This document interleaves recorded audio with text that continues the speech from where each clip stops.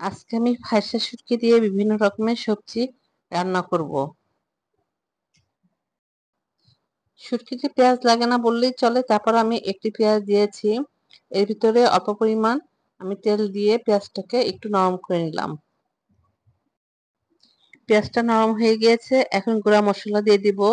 1 table চামচ হলুদ গুঁড়া, 1 টেবিল চামচ মরিচ গুঁড়া, 1 চা চামচ ধনিয়া গুঁড়া এবং স্বাদমতো লবণ দিয়ে হালকা একটু নাড়াচাড়া করে আমি 1 কাপ পরিমাণ পানি দিয়ে দিব।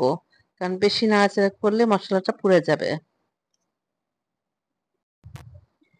মশলাটা আমি ভালো করে কষিয়ে নিব। যখন মশলা থেকে তেল ছেড়ে দিবে তখন বুঝবো যে আমার মশলাটা কষানো হয়ে গিয়েছে।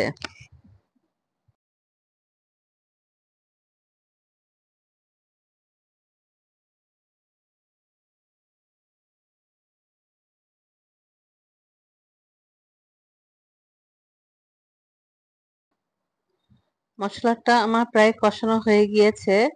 তেলও ছেড়ে দিয়েছে মশলা থেকে।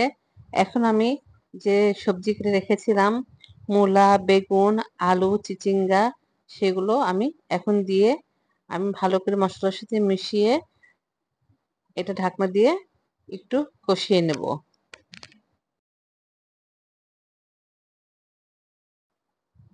ঢাকনা খুলে আমি সবজিগুলো একটু নাড়াচাড়া করে আমি যে ফাঁসি শুটকি রেখেছিলাম ধুয়ে পরিষ্কার করে সেগুলো এবং রসুন এবং কাঁচামরিচ ক্রাশ করে রেখেছিলাম সেগুলো দিয়ে পরিমাণ মতো পানি দিব।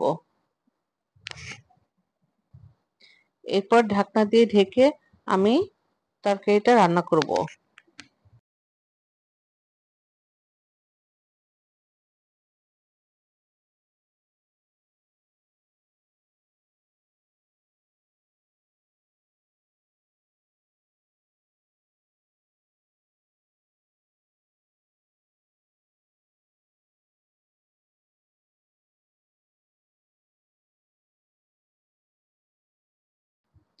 ঢাকনা খুলে মাঝে মধ্যেও আমি তরকারিটা নেড়েচেড়ে দিব।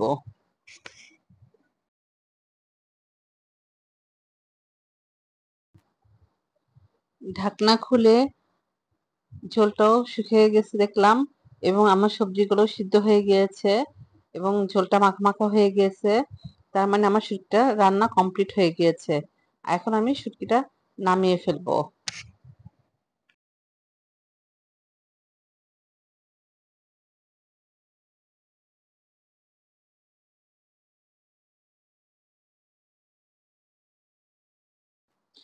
তৈরি হয়ে গেল আমার সবজি দিয়ে ফাঁসি শুটকি রান্না।